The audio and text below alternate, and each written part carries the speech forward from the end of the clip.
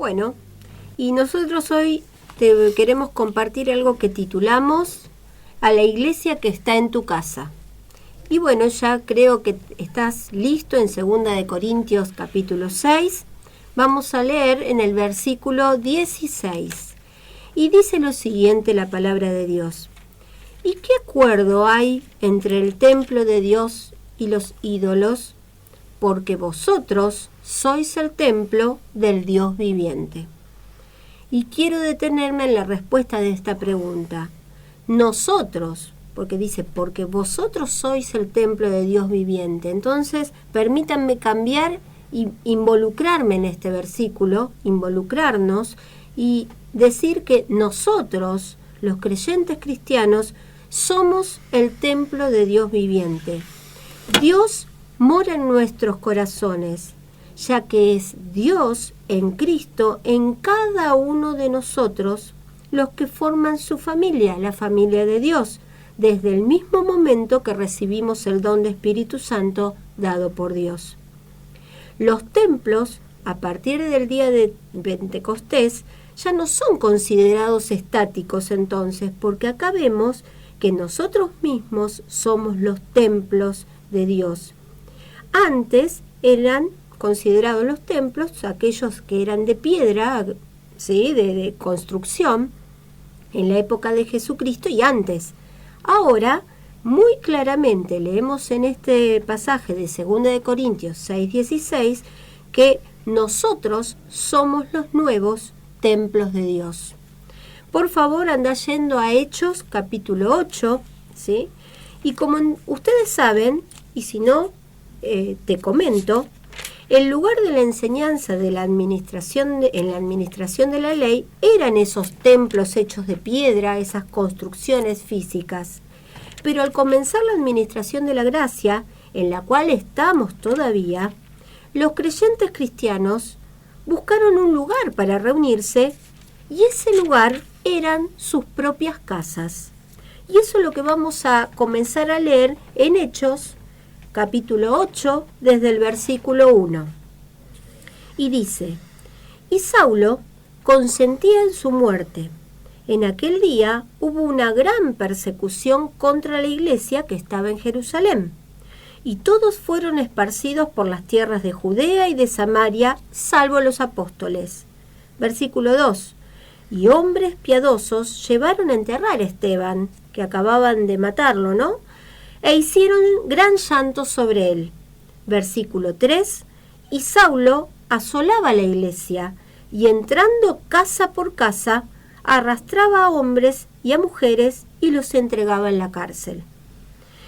Leemos que Saulo de Tarso, que luego iba a ser Pablo,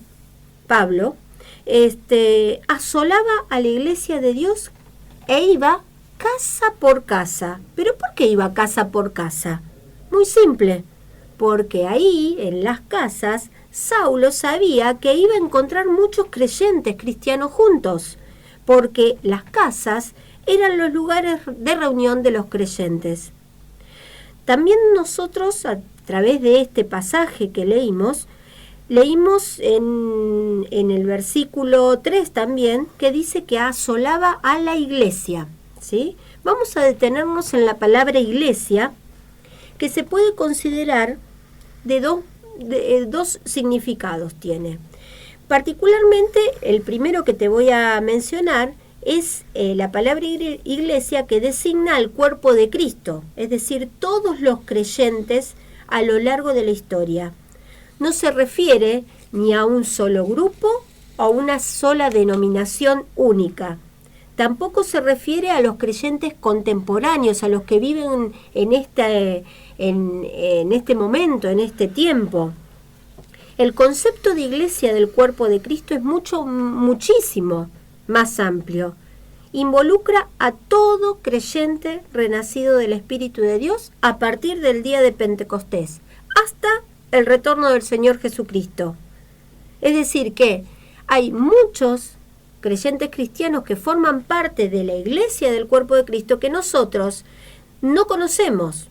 No conocemos porque no vivimos cerca, si son contemporáneos, y tampoco conocemos porque no vivieron en nuestra época. ¿sí? Los apóstoles que recibieron el día de Pentecostés forman parte del cuerpo de Cristo, de la iglesia del cuerpo de Cristo, y nosotros no lo conocemos, pero son nuestros hermanos. Aquellos creyentes cristianos, si Jesucristo no retorna antes, que nazcan, por ejemplo, el día de mañana, y cuando vayan creciendo, renazcan del Espíritu de Dios, también van a formar parte del cuerpo de Cristo, y nosotros no los conocemos, ¿sí? Es mucho más amplio, trasciende lugar y trasciende épocas, tiempo, ¿sí? Eso es lo que nosotros nos referimos cuando hablamos de la iglesia, pero referido al cuerpo de Cristo. Entonces, en este pasaje leemos que Saulo asolaba a la iglesia, es decir, atacaba a cualquier grupo de creyentes cristianos que encontraba ahí, ¿sí? No toda la iglesia, aparte de la iglesia del cuerpo de Cristo, porque nosotros ahora estamos hablando y formamos parte de la iglesia del cuerpo de Cristo.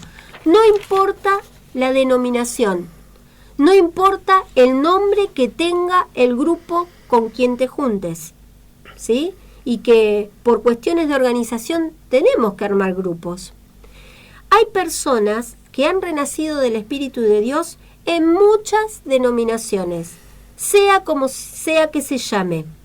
Ellas forman parte de la iglesia. La familia de Jehová, nuestro Dios, forman parte del cuerpo de Cristo y está esparcida por toda la tierra y a lo largo de la historia. Y hasta lo último de la tierra dice la palabra de Dios, así que eso es la verdad. Vayan yendo a Romanos 16 y vamos a ver el término iglesia, según lo que expresa la palabra de Dios, también se refiere a la comunidad o comunidades que se reúnen en un determinado lugar. Vamos a ver algunos ejemplos. Por ejemplo, Romanos 16, espero que ya estés ahí. En el versículo 5 dice: saludad también a la iglesia de su casa. Saludad a Epeneto, amado mío, que es el primer fruto de Acaya para Cristo. ¿Viste? Ya veníamos hablando fruto, regar, sembrar, fruto. Y saludad también a la iglesia de su casa, es decir, a la gente reunida, al grupo o grupos de creyentes que estaban en ese lugar. Y también a este muchacho de Peneto, que parece Ernesto. Pobre el nombre que le pusieron, ¿no? Filemón, por favor. Filemón 1, en el versículo 2 dice: y a la amada hermana Apia, y a Arquipo, nuestro compañero de milicia, y a la iglesia que está en tu casa. En tu casa estaba la iglesia. Ellos se reunían a aprender la palabra de Dios, a conocerla, a adorar a Dios, se reunían a orar, a cantar, bueno, y a conocer la voluntad de Dios. Eso era lo que formaba en esta casa la iglesia. Filipenses 4, versículo 21, dice: saludad a todos los santos en Cristo Jesús, los hermanos que están conmigo os saludan. Todos los santos os saludan, y especialmente los de la casa de César. Se ve que había varios grupos y se juntaban en varias casas, y especialmente los de la casa, los que se reunían en la casa de César. Eso es lo que estamos viendo. Bueno, vamos a ver 3 ejemplos más ahora, pero de iglesias que se hacían en las casas. Vamos a ver que también podemos encontrar ejemplos de iglesias en una ciudad o en una provincia, porque cada casa está situada en una ciudad o en una provincia, y dejó acá también, nuestro Padre deja escrito y registrado en su palabra. Hechos 8.1, que es lo que ya había leído Adriana hoy, dice que Saulo consentía en su muerte. Esta era la muerte de Esteban, ¿sí? En aquel día hubo una gran persecución contra la iglesia que estaba en Jerusalén, es decir, en la ciudad de Jerusalén, a la iglesia, al grupo de creyentes, ¿sí? Y todos fueron esparcidos, este grupo de creyentes, por las tierras de Judea y de Samaria, salvo los apóstoles. Toda la iglesia, todos los grupos de iglesia, excepto que también eran grupos de la iglesia de los apóstoles, son los que fueron esparcidos. Pero acá hacemos hincapié en la iglesia que estaba, es decir, los reunidos que estaban en Jerusalén. Primera de Corintios en el capítulo 1, estamos todos por ahí cerquita, ¿sí? En el versículo 2 dice, a la iglesia de Dios que está en Corinto, en la ciudad de Corinto, a los santificados en Cristo Jesús, llamados a ser santos con todos los que en cualquier lugar invocan el nombre de nuestro Señor Jesucristo, Señor de ellos y Señor nuestro. Porque acá tendría que decir Señor de ellos y Señor nuestro, y nuestro, se abrevió. ¿Cómo se llama esa figura? Elipsis, Elipsis, me parece. ahí está, No muy quiero bien. equivocarme, pero creo que es ¿viste? elipsis. Así que hoy estamos muy técnicos. Bueno, quiero que leamos de vuelta esto porque dicen, llamados a ser santos con todos los que en cualquier lugar invocan el nombre de nuestro Señor Jesucristo. Y más adelante vamos a ver el tema de los que invocan al Señor Jesucristo. Y eso es lo que forma la Iglesia de Dios, que en este caso estaba situada en Corinto. Seguimos en 1 Corintios, pero ahora en el 16, en el versículo 19 dice, a las iglesias, dice, las iglesias de Asia, esto era una provincia, os saludan Aquila y Priscila con la iglesia que está en su casa. Quiere decir que Aquila y Priscila con la iglesia, tenía una iglesia en su casa. Esta pareja también, eran un matrimonio, ¿sí? Tenían la iglesia en su casa. Os saludan mucho en el Señor. Así que las iglesias eran varios grupos de creyentes, ¿sí? Bueno, y se reunían, en este caso, nombra Asia, que era la provincia, y también nombra en su casa, que tenían iglesia en su casa. Bueno, 1 Tesalonicenses 2, en el versículo 14, dice, porque vosotros, hermanos, vinisteis a ser imitadores de las iglesias de Dios en Cristo Jesús que están en Judea. Esto era la provincia de Judea. Pues habéis padecido de los de vuestra propia nación las mismas cosas que ellas padecieron de los judíos. Así que la iglesia, repetimos, no es un edificio determinado, no se refiere al edificio. La iglesia es el conjunto de creyentes cristianos reunidos o congregados en unidad de propósito para investigar, para estudiar la palabra, para conocer la palabra, conocer a Dios, orar, cantar, alabar a Dios, y sea en el lugar que fuera. Muy bien, y Así ahora yo te quiero mostrar en Hechos 28 un ejemplo bien clarito donde Pablo mismo enseñó en una casa, ¿sí? Acá en el pasaje que vamos a leer dice que enseñó en una posada, que era una casa. Es una casa que había alquilado, no solo para vivir, sino también la destinaba para enseñar la palabra de Dios a otros hermanos. Y bueno, y lo relata de esta manera, en Hechos 28, versículos 23 y 24. Lee así. Y habiéndole señalado un día, vinieron a él muchos a la posada, ¿ven? Venían a la casa, a los cuales les declaraba y les testificaba el reino de Dios desde la mañana hasta la tarde, persuadiéndoles acerca de Jesús, tanto por la ley de Moisés como por los profetas. 24. Y algunos asentían a lo que se decía, pero otros no creían, igual que ahora. ¿Sí? Anda en el mismo Hechos 28, pero en versículos 30 y 31, para que veas cuánto tiempo estuvo en esta casa alquilada, enseñando la palabra de Dios. En el 30 dice, y Pablo permaneció 2 años enteros en una casa alquilada, y recibía a todos los que a él venían, predicando el reino de Dios y enseñando acerca del Señor Jesucristo abiertamente y sin impedimento. Es por eso que nosotros, tomando en cuenta estos ejemplos, es por eso que los creyentes cristianos nos reunimos en nuestras propias casas para mostrar la grandeza y la exactitud de la palabra de Dios. Es importante saber que congregarse para el estudio de la palabra de Dios en el hogar, ¿sí?, padres e hijos, conjuntamente conforman como el primer núcleo, la primera iglesia chiquitita para poder conocer a Dios. Es primordial, es nuestra primera iglesia, nuestra familia. Como creyentes seguidores de la palabra de Dios, tenemos un ministerio para llevar, como siempre decimos, tenemos el ministerio de la reconciliación.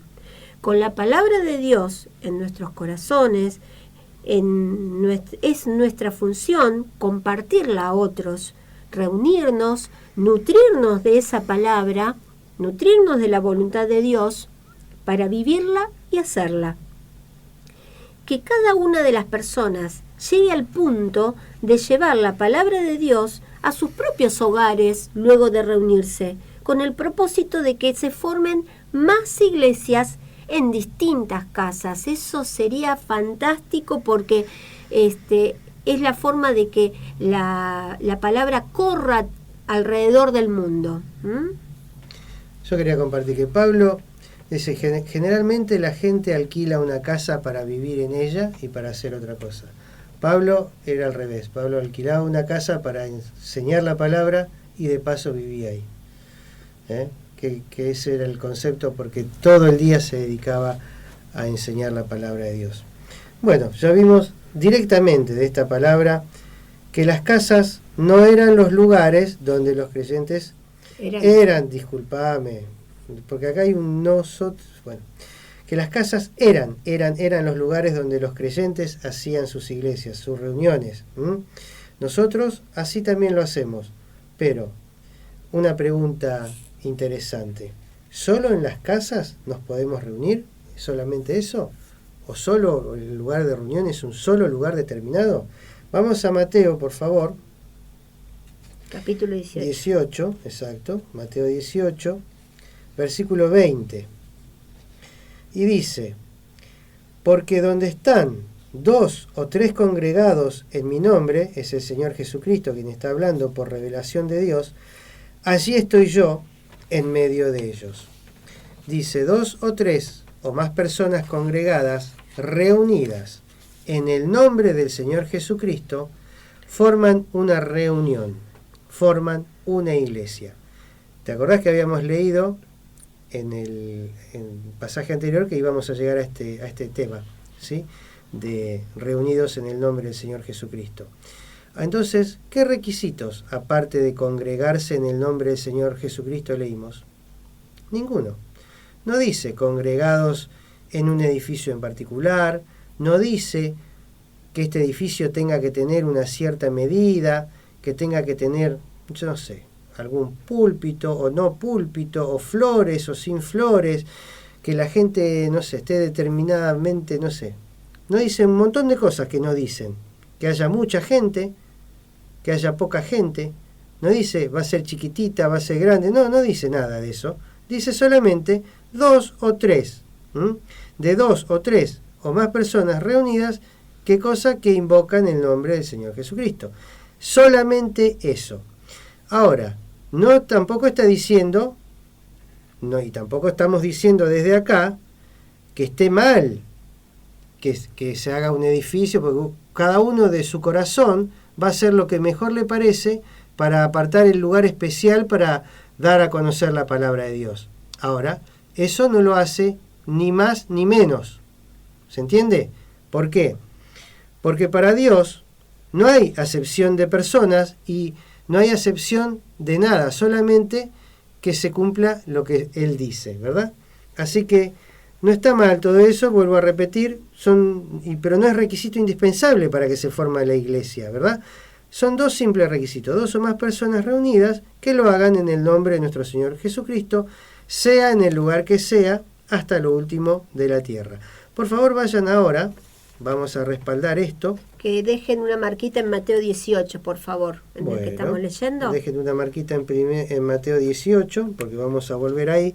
Pero ahora vamos al Antiguo Testamento, a 1 de Samuel 16.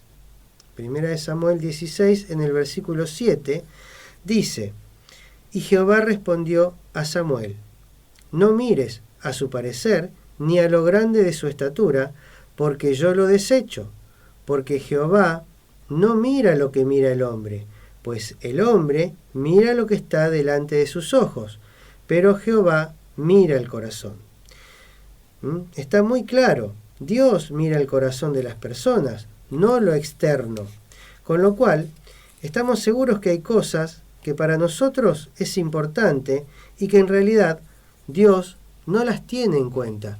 Porque, te cuento, porque si no, podemos llegar a pensar, y de una forma errónea, de que, no sé, un lugar de reunión de creyentes cristianos, porque está muy adornado, o porque está en un lugar céntrico, o porque tiene determinada, o mucha gente, o un montón de condiciones, es mejor que una iglesia que se está reuniendo en una casa, que capaz que no tiene lo que tiene el otro, dice, no, y ahí predica fulano, y ahí sutano, y no, pero sabés que tienen unos equipos tremendos. No, ¿por qué? Porque Dios dice que 2 o 3 o más personas congregadas, reunidas en el nombre del Señor Jesucristo, forman una iglesia. Y entonces, el mismo Dios es el que va a bendecir tal o cual lugar. No le importa a Dios nada de lo externo. Porque no mira lo que mira el hombre. Exactamente. Muy bien. Bueno, y entonces, acercándonos a lo que Ernesto recién terminaba de decir, entonces nosotros podríamos decir que nos reunimos regularmente con otros creyentes en algún lugar, como Ernesto comentaba, no en un lugar determinado, en un horario determinado. Por ejemplo, para formar la iglesia, ¿no? La reunión de creyentes, por ejemplo, decir, bueno, tenemos reunión los domingos, los miércoles y los viernes a las 18 horas. Bueno, excelente, perfecto, ¿sí? Por un tema de organización, podríamos organizarlos de esa manera. Pero eso no quita, ¿sí?, que cada uno pueda en su propia casa y en el momento que destine y en cualquier momento que uno quiera, ¿sí?, pueda reunirse con familiares, con vecinos, con algunos amigos, con compañeros de trabajo, cualquier persona que desee conocer acerca de nuestro Dios y su maravillosa palabra, por supuesto. Eso nosotros tenemos que pensar que podemos armar nuestra iglesia en nuestra casa, ¿sí? No dejar exclusivamente nuestras reuniones para aquellas reuniones que están organizadas por otras personas, que podemos ir tranquilamente, pero no nos acotemos, tenemos la gran libertad que Dios nos da para poder hacer reuniones de iglesia en nuestras casas o en el lugar que sea, siempre y cuando sean 2 o 3 personas o más, por supuesto, y que se reúnan en nombre de nuestro Señor Jesucristo. Eso es lo que está registrado en las Escrituras y lo podemos hacer con absoluta libertad, ¿sí? No hay que pedirle permiso a nadie para poder hacer eso, porque la palabra te da el permiso, ¿sí? Y la palabra está por sobre cualquier opinión humana. Claro, lo que pasa con el permiso humano, permitime que lo diga, es que no sabes si el que te quiere permitir está en comunión con Dios. La palabra siempre está en comunión con Dios. Entonces nos regimos por la palabra. Claro. Vamos todavía. Bueno, entonces quiero que releamos juntos Mateo 18, 20, porque nos tiene que quedar claro en nuestra cabeza cuáles son los requisitos para poder tener esta reunión con otros creyentes, ¿sí? Releamos entonces Mateo 18, 20. Porque donde están 2 o 3 congregados en mi nombre, allí estoy yo en medio de ellos. Entonces, a partir del nuevo nacimiento, la palabra declara que los hijos de Dios, nosotros, somos su templo, somos templos del Dios viviente, y no lo es un edificio en particular. Es importante aclarar esto porque se puede malinterpretar la palabra templo, ¿sí? Que no es el edificio, la construcción, sino que somos nosotros, porque nosotros, en nosotros, mora Dios. Eso es Dios en Cristo en nosotros. Y bueno, y con respecto a la palabra iglesia también. Exactamente, lo mismo sucede con... Bueno, es una cuestión de... Lo que pasa es que se va es una cuestión de terminología, pero se fue instalando y se fue malformando hasta que, bueno, se desvirtuó totalmente. Porque, ya como estaba diciendo Adriana, el término templo y el término iglesia bíblicamente es lo que, bueno, estamos tratando de explicar ahora, y no lo que generalmente muchas veces se entiende. Ese es el tema, ¿no? Por eso es necesario ir a la palabra de Dios para ver qué es lo que dice Dios respecto de un tema, de una palabra o de algún asunto. Por eso decíamos que lo mismo sucede con la palabra iglesia. Y según lo que pudimos leer de las Escrituras, las iglesias son los grupos de creyentes reunidos en un lugar, no el edificio que hoy generalmente se entiende como iglesia. Las iglesias, independientemente de cómo sea el edificio, capacidad que tenga, el lugar donde se reúnen, es el lugar donde se reúne, ¿sí? Independientemente de la capacidad o donde esté, no importa eso. Es el lugar donde se reúnen dos o más creyentes cristianos congregados en el nombre del Señor Jesucristo. Esto puede ser en una casa, en un salón, en una quinta, en un parque, en la plaza y donde sea. Se puede formar una iglesia. Lo importante es que se tenga el corazón y la actitud y la palabra de Dios en el corazón, en la mano y compartirla. Así que para terminar, queremos destacar el gran privilegio, pero a la vez la gran responsabilidad que se tiene cuando se decide realizar una iglesia en la casa.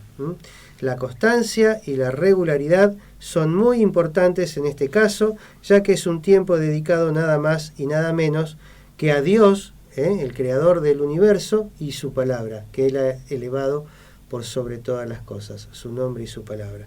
Así que vamos a cerrar con 1 Corintios, por favor, en el Nuevo Testamento. Seguimos en el 15, versículo 58.